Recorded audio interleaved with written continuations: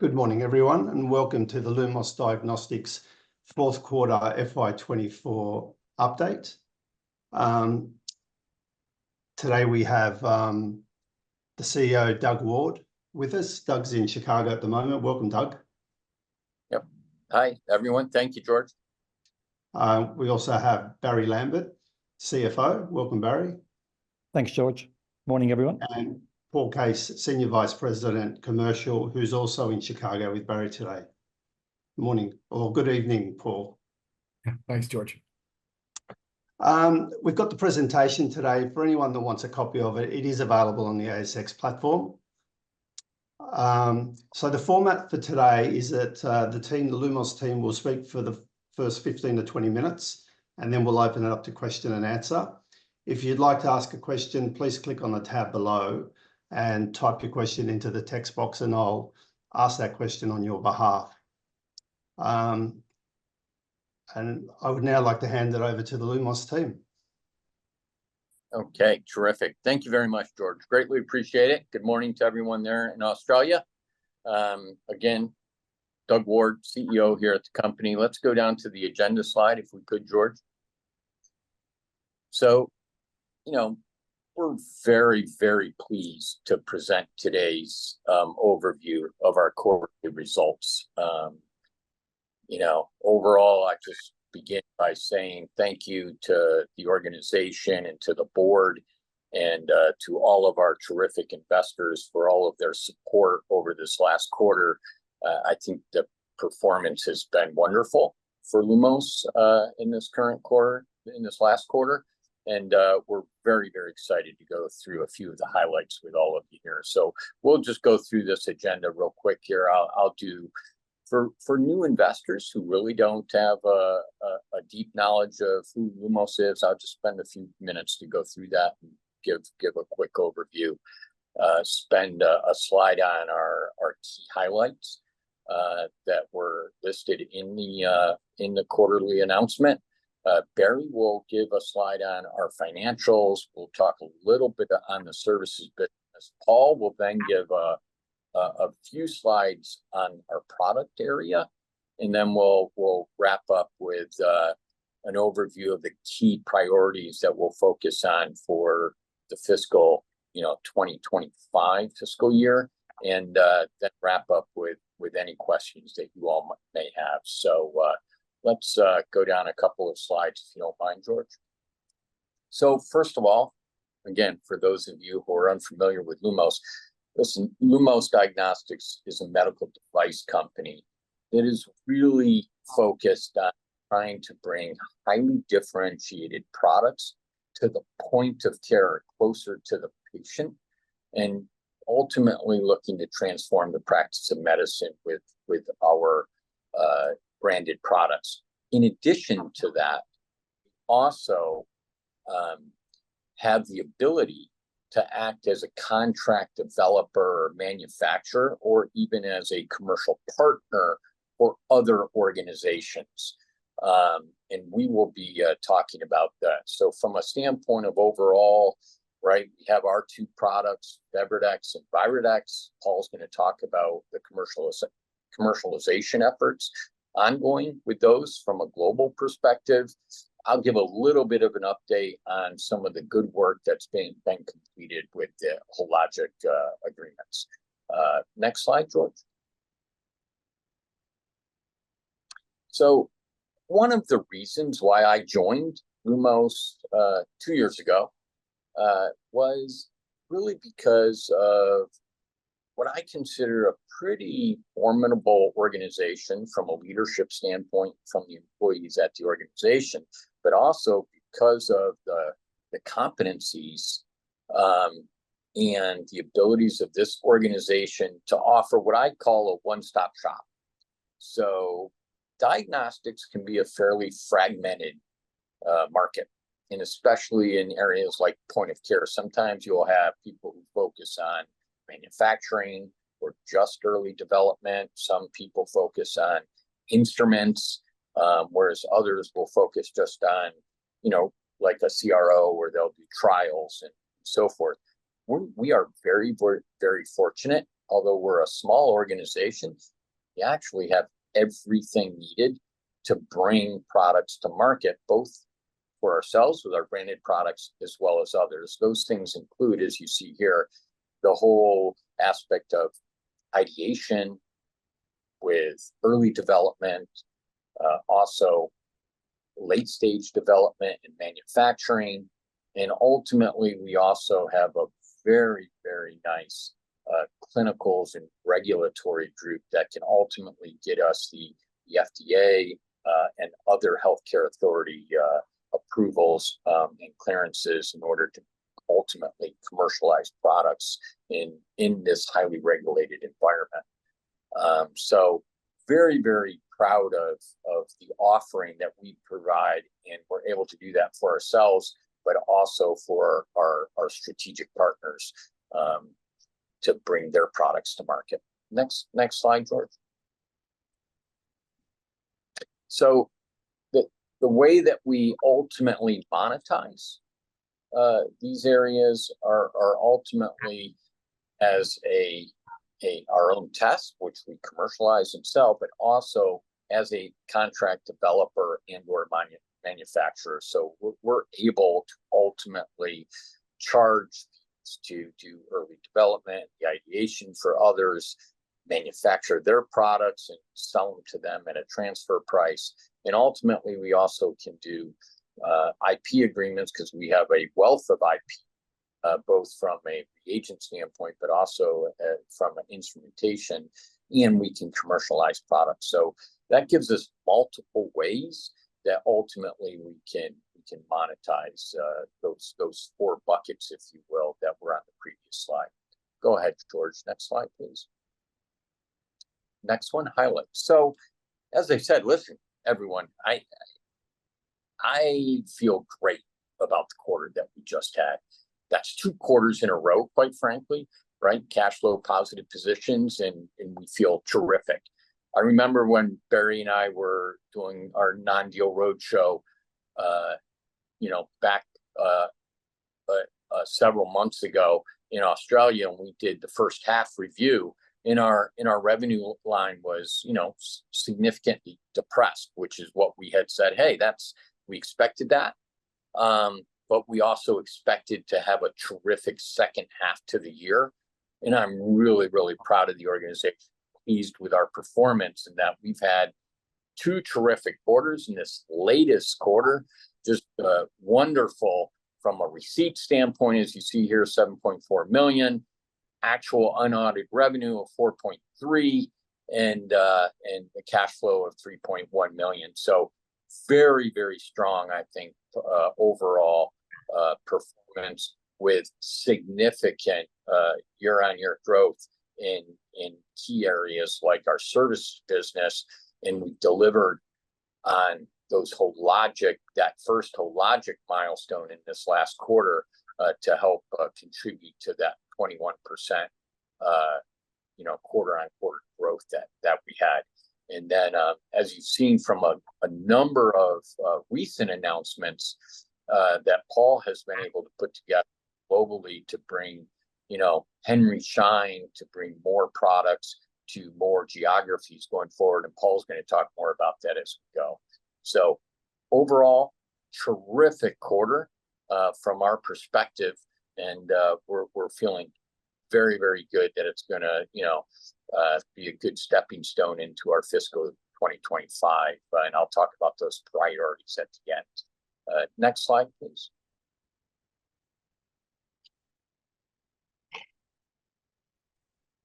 Thanks, Doug. Just go through a few financials here. Obviously, there's a lot of detail in the quarterly, so please refer to that for the details. And also, just to remind everyone again, all of our numbers are in US dollars. So all these numbers here and the numbers that Doug went through on the previous slide are in US dollars. So if we start off just by focusing on the 2 charts on the top left there, there's a revenue by quarter for the FY24 and the revenue mix in the chart in the middle there. And as Doug said, so the unaudited revenue for Q4 was 4.3 million, up 8% on the 4 million for Q3. And, you can see the slow start to the year that we started and, terrific second half of the year. The services business reported 4 million in Q4, and obviously a strong contribution from the 2 contracts we have with Hologic that contributed to that 4 million number for the services business. And just to remind everyone, the IP agreement with Hologic, the revenue from that contract, we are including in the services business. Okay, and you see it. You will see a comment in the quarterly about the accounting treatment for the 2 Hologic contracts.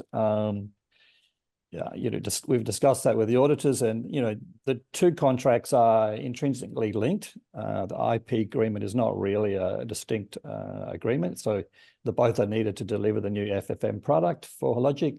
So we're accounting for that over time, and currently accounting for that based on taking revenue to the P&L based on about 20 months estimated for that project.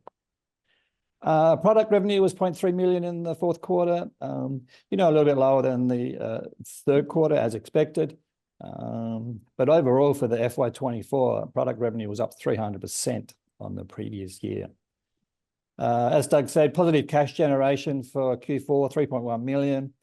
And, that was an improvement over the 2 million in Q3. And you can see those numbers in the chart on the top right there. So we had cash outflow in Q1 and Q2, and then 3 million positive in Q4 versus the 2 million positive in Q3. And final cash balance at 30 June was 6.5 million at the end of the year. And I think that's it for me. Sorry, just one last comment. The full year revenue number is 11.1 million, and that's obviously in the quarterly, up 6% versus the 10.5 million we reported in FY23. So, a fantastic second half of the year to bring that number up and exceed the previous financial year. And that is it for me. Thank you, George. Thanks. Next slide, please. Thank you. So on this slide, we talked about the overall numbers there on the financials of the services business. What I wanted to just highlight was the continued excellent work with our terrific strategic partnership with Hologic.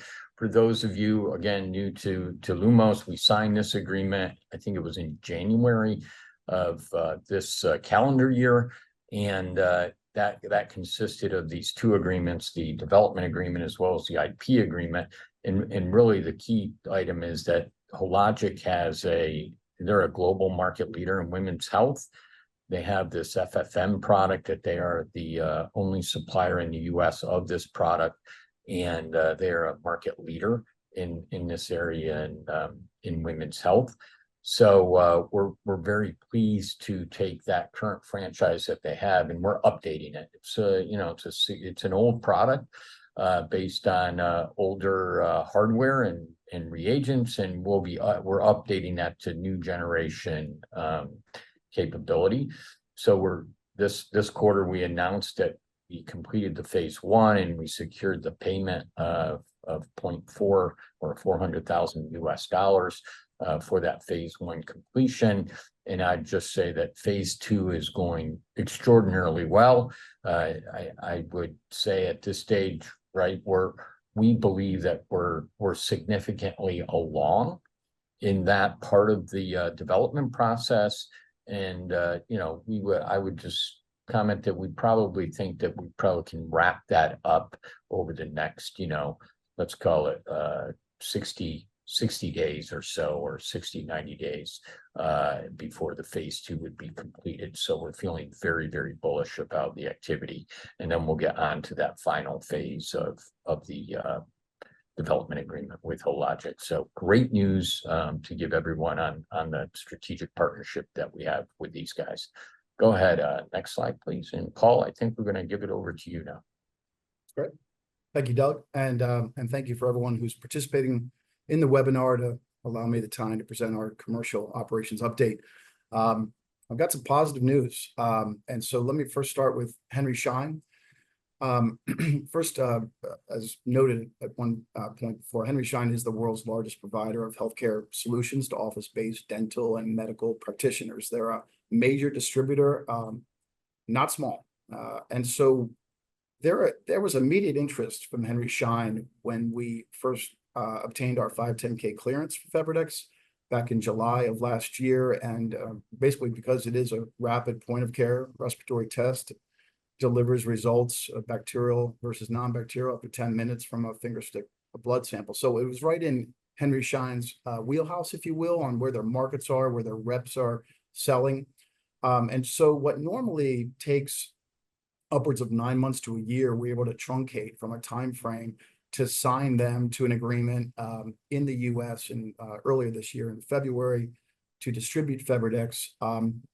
At that point, some of the hard work begins. There's a lot of training, there's a lot of marketing, but I'm very pleased to announce that customer adoption has commenced and is ramping. The Henry Schein POs, if you will, are growing that are coming into to Lumos. So we're excited to announce that. And then recently, earlier this month on the 4th of July, we inked another Henry Schein agreement with a company they had purchased called Regional Healthcare Group.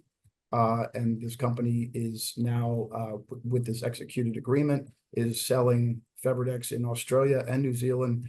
And then just days after that, we were able to expand upon our Henry Schein Netherlands agreement to sell into Belgium. So what does that mean? That basically shows that Henry Schein has been, it's a very positive partnership, and it's also one that keeps evolving as we look at different countries and as we look at continuing to implement in the US. And even better news is we are ready to commence sales of FebriDx immediately into Australia and New Zealand for this current respiratory season. It's not as though we have to wait till a year for next season. So just really pleased with Henry Schein and the partnership we have with them. Next slide, George. So I want to take this opportunity to provide a general update on FebriDx. It's mostly around the US market, but there's some milestone achievements that we're witnessing here, and I just wanted to bring it to everyone's attention. So a PLA code stands for Proprietary Laboratory Analysis, PLA, and that is just for FebriDx. So FebriDx has its own PLA code. We positioned for a PLA code in the fall of last year. We received that code, and that code is 0442U as in umbrella, again, 0442U. That was received in January. And then the hard part begins, because then you need to set a reimbursement rate to that code. In other words, every provider, every physician that's performing the test in the US then bills against that code. And obviously, your goal is to have a robust reimbursement rate attached to it. So in May of this year, we put together a deck and presented our rationale, if you will, for a strong, healthy code reimbursement rate to our PLA code. That went very well. And we knew it went well because the panel didn't have any questions for us. They just said, sounds great. Well, good news is just last week, that panel has then recommended, without any additional questions, our rationale to a final decision committee, if you will, that meets in about 5 weeks. At that point, the final decision will be made on that code, on that reimbursement rate to the code. It won't be published until January 1st, but we'll have a reimbursement rate set at that point that we can talk to and relay to providers and payers. And I'm just very pleased with the process and the robustness around that reimbursement rate. So more to come there. As far as partnerships, I couldn't be any more pleased. 25 FebriDx partnerships for the fiscal year. Our one main distributor with Henry Schein, regional distributors, end user customers.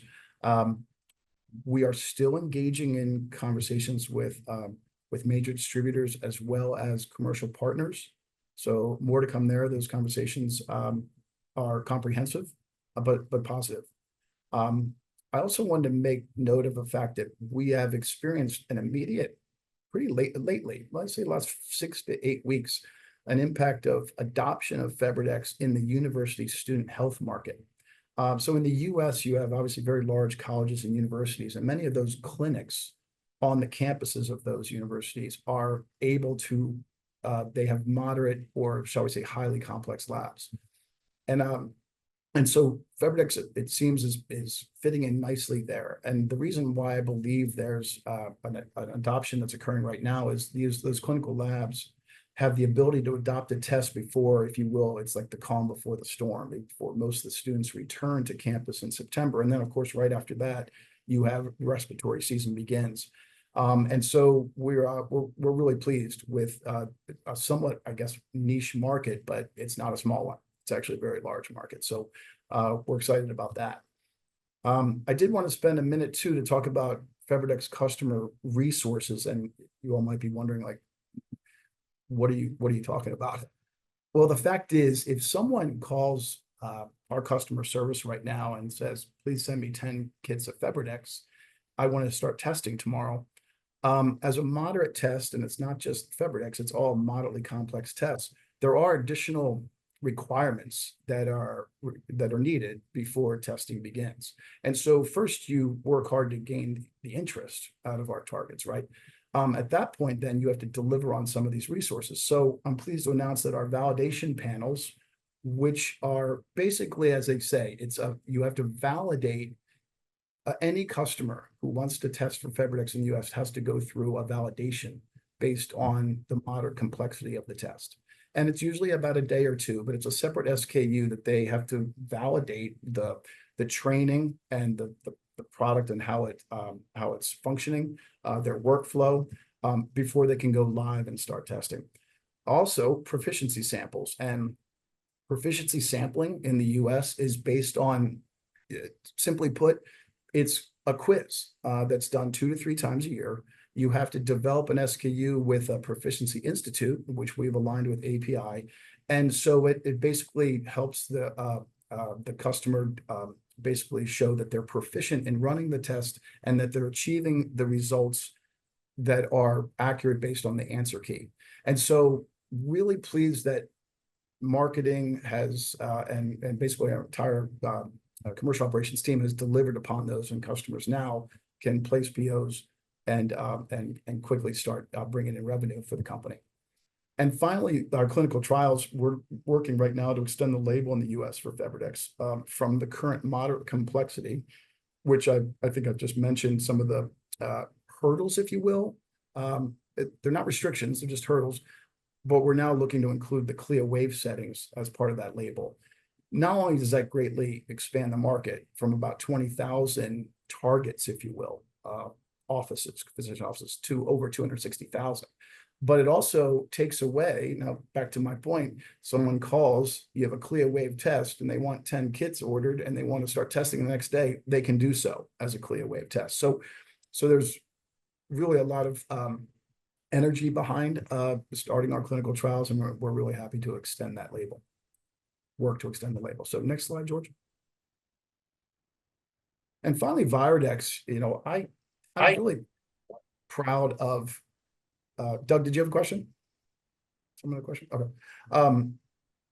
With ViroDx, we missed half the season basically. So, and so now we have a full season to devote towards working with distribution and get ViroDx sales out. So one, we have 19 ViroDx partnerships that we established, and 3 new distribution agreements that we achieved in Q4, which is April, May, and June, obviously, of our fiscal year. The reason I wanted to make sure that was noteworthy is because there's not a lot of activity, generally speaking, in April, May, and June. There's less infection, there's less discussions around the test. And so to sign 3 new agreements just in Q4 to prepare for this upcoming respiratory season is excellent. Right now, infection rates in the US for our summer months are elevated. It's mostly COVID. I haven't seen much influenza, but that has enabled us to receive throughout the month of July purchase orders for ViroDx, and we're already off to a very robust start. It's excellent. And the reason why I'm so bullish about this is because, as I said, we didn't have a full season to sell either one of these tests last year. As you can see, and as you saw from Barrie's financials, our Q3 and into Q4 is really where we showed the revenue. Well, now we have a full season based on the timing of our EUA, which was, we weren't shipping ViroDx last year till November. We now can take advantage of all these current partnerships, again, the 19 that are listed at the top of this slide, and leverage those for stocking orders. And most of those stocking orders for this first wave occur in, say, late August, mostly September, and maybe early October. And the last thing I'll say about that is in the US, the way distribution buys is they tend to stock up in this time frame I just talked about. And then respiratory, assuming it's a relatively regular or normal season as far as infection, then they order again in, say, that December timeframe. So we'll be able to catch that on the front end for Virodex. So really pleased about that. At this point, I think that's my last slide. If there's some questions at the end, I'll answer at that point, but I'll turn it back over to Doug, and thank you for your time. Great, thanks so much. Well, we've gone a little bit long here, so I'll just be as quick as possible to focus on, hey, these are the 4 key priorities that we have as the organization. Number 1 is what Paul just talked about, right? Growing our sales in the FebriDx and in Virodex product areas. Number 2, it's to really continue to drive our services business and generate revenue for that part of the business going forward, both as a contract developer and contract manufacturer. Third is to deliver on the Hologic milestones that we've already talked about.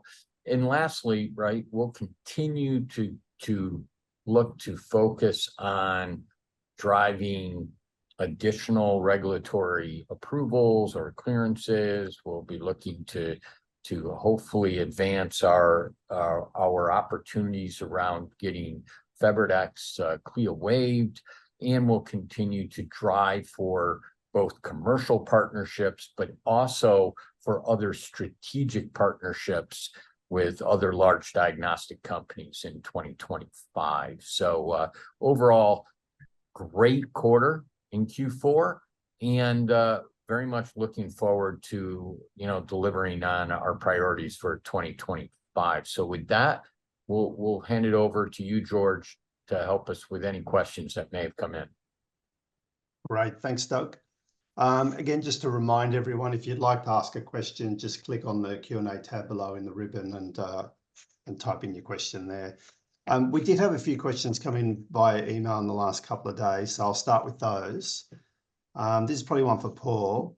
So with FebriDx available in Australia and New Zealand through the Henry Schein channel, are there any specific GP offices that it's available through currently, or is it a matter of these offices ordering the product through RHCG on request? And secondly, have any GP groups in Australia engaged to take on the product at this stage? Okay, yes, absolutely. So again, the RHCG stands for Regional Healthcare Group, just so everyone realizes that. There are no current specific GP accounts that we're funneling or selling through. It's basically open to all GP accounts, and those general practitioners and other clinicians would simply reach out to Regional Healthcare Group directly and would be shipped product at that time. The follow-up question, I believe, we currently don't have any exposure to what we call distributor tracings yet for those specific accounts that will start ordering, but we'll gain that detail obviously soon in due time. Great, thanks, Paul. Another email question. Is there any coincidence with the expanding FFN product with Lumos and Hologic and the establishment of a new Australian Hologic website specifically for FFN? It says, which was established very recently, a few months ago. Do you have any other partnerships similar to Hologic on foot? Yeah. So to answer the first question there, I would say that those are totally independent situation. It just so happens, right? Hologic is done whatever they've done on their website, which I'm not quite familiar with, but so no, we're not in any way connected to that. In regard to other partnerships, we are in conversations with 2 or 3 significant partners. I would say on the scale of Hologic that we continue to work, and obviously when those do occur, we would announce those and let the market know that those have indeed closed when they happen. Right, thanks, Doug. And another question, probably for you, Doug. Our share price has struggled since listing on the ASX in July 21. Does the company have any plans to voluntarily delist in the market conditions? And then looking forward to this year's Febridex and Virodex sales, does the company have any revenue targets for FY25? Yeah, thanks for the question. So I agree. I am what's the right word? I would love to see a more robust stock price, quite frankly, right? Second half of this year, I think we've only delivered great news to the market about our performance. And unfortunately, we just haven't seen that share price seeing a positive impact. So that is disappointing, I'm sure, to our investors and certainly to the board and to management. Having said that, though, right, we're not in a position today at all to delist the company. So that is not something today that you know is in any active conversation with the board. Right, thanks, Doug. Question here, probably for Paul, I think. Do you have enough capacity to deliver expected orders for the upcoming US flu season, or will you need to spend CapEx to expand capacity? Great question. Thanks, George. Yeah, I can answer this. The answer is we have enough capacity. We're all set there. I don't expect to have any immediate capital expenditure needs. So hopefully that answers that. All right, thanks, Paul. Another question. Stripping out the Hologic IP payment in Q4, Lumos had net operating cash burn of about $500,000 per month. When can we expect operating cash flow to break even based on current interest and forecasts? Maybe one for Barrie. Yeah, no, thanks for the question, George. You know, I don't really know how to answer this one, to be honest, because I mean, how can we, you know, selectively remove, you know, revenue or receipts from customers? So, and then sort of look at what's remaining. So, I'm not really sure how to answer the question. You know, so I prefer not to selectively, you know, cherry pick, you know, revenue or customer receipts. So, you know, you can see the cash flow forecast for actual for Q3 and Q4 was really good. Obviously, Hologic contributed to that. We've got the development project with the Hologic underway, and then, you know, we'll receive payments under that. Paul's talked about the, you know, opportunities with Virodex and Febridex in the upcoming flu season. So, you know, we're focused on delivering on that. And, you know, at this point, it's, you know, I'm not sure we're in a position to give quarterly cash flow forecasts on this call. So I might just leave it at that, George. All right, thanks, Barrie. Doug, I think you answered this question earlier, but how long do you expect phase 2 of the Hologic development agreement to take? Yeah, so we've actually been working on that aspect because phase 2 didn't depend necessarily on phase 1, if you will. So we've been working on that since the beginning of the calendar year, and we're expecting we should be able to wrap that up, we think, in let's call it a 60-day timeframe. All right, great, thanks.